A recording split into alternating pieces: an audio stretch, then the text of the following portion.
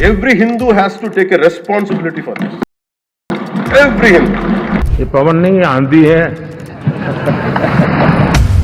প্রত্যেক হিন্দুকে এর দায়িত্ব নিতে হবে, কারণ প্রত্যেকে মানে এটি কোনো পবন নয়, আঁধি। হ্যাঁ, প্রধানমন্ত্রী নরেন্দ্র মোদী একবার বলেছিলেন যে এটি পবন নয়, আঁধি। পিএম মোদী অন্ধ্রপ্রদেশের উপমুখ্যমন্ত্রী পবন কল্যাণের কথা বলেছিলেন। পবন কল্যাণ 100 কোটি হিন্দুর বিষয়ে এমন একটি স্টেটমেন্টকে দিয়েছেন যা শোনার পর যদি আপনার চোখ না খোলে তবে ভগবান আপনাকে বাঁচাবে না, কখনোই না। আপনারা নিশ্চয়ই সেই স্টেটমেন্টটিকে শুনেছেন। এই স্টেটমেন্টটি 1-2 মাস পুরনো, কিন্তু যেভাবে তামিলনাড়ুর বিধানসভায় সনাতন ধর্মকে শেষ করার কথা বলা হয়েছে না, তা বিবেচনা করলে এই স্টেটমেন্টটি আগামী 100 বছর পর্যন্ত সতেজ থাকবে এবং জীবিত।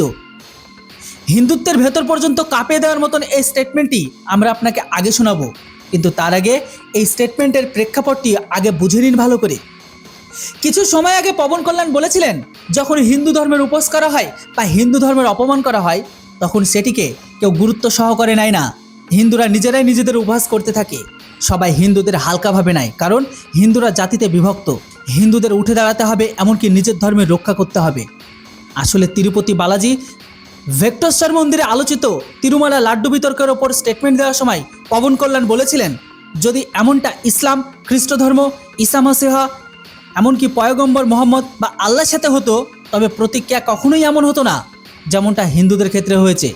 পবন কল্যাণ এটাও বলেন যে একদিন তো বিধান পরিষদে কিছু লোক হিন্দু দেবদেবীদের ছবি নিয়ে চলে এসেছিল, কি একইভাবে এই লোকেরা অন্য ধর্মের ছবি এভাবে নিয়ে আসতে পারতো? এই সব কিছু এই কারণে হচ্ছে কারণ এই বিষয়টি হিন্দুদের সাথে যুক্ত। আমি আপনাদের সকল সনাতনী হিন্দুদের বলবো, শুধু আপনারা হিন্দু নয়, কট্টর হিন্দু হন, কেননা নিজের ধর্ম আগে।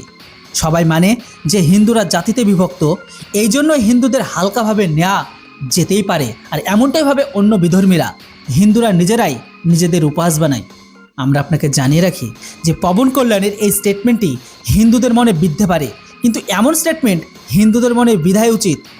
হয়তো এই কারণে তামিলনাড়ুতে সনাতন ধর্মকে শেষ করার কথা বলা হয়। পুরো পৃথিবীতে কেউ না কেউ হিন্দু দেবদেবীর উপহাস উড়িয়ে থাকে। লিবারেল মানে উদারপন্থী, এমনকি বামপন্থী হিন্দুরাও নিজেদের ধর্মের উপহাস উড়িয়ে থাকে। এই জন্য সমস্ত মানুষের হিন্দুদের হালকাভাবে নেয়। আসুন এবার আপনাকে পবন কল্যাণের এই স্টেটমেন্টটি শোনা যাক।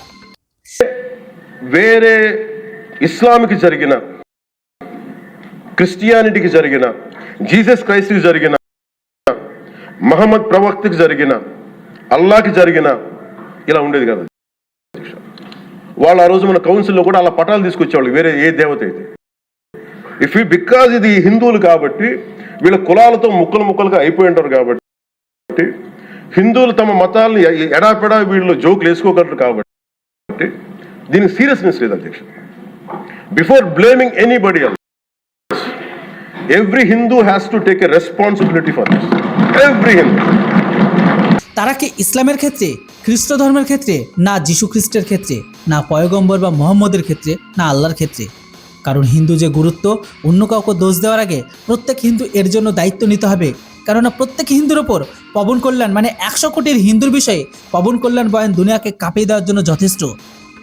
তো বন্ধুরা, পরিশেষে আপনাদের বলতে চাই, আপনারা যদি সনাতনী হিন্দু হয়ে থাকেন, শুধু হিন্দু হলে হবে না, নিজেদের ধর্মকে বাঁচানোর জন্য আরও বেশি কট্টর হন, যেন দ্বিতীয়বার কেউ হিন্দুদের কিছু বলার আগে একবার নয় 100 বার ভাবে।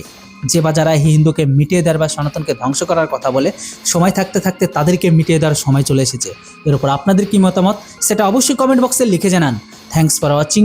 জয় হিন্দ, বন্দে মাতরম।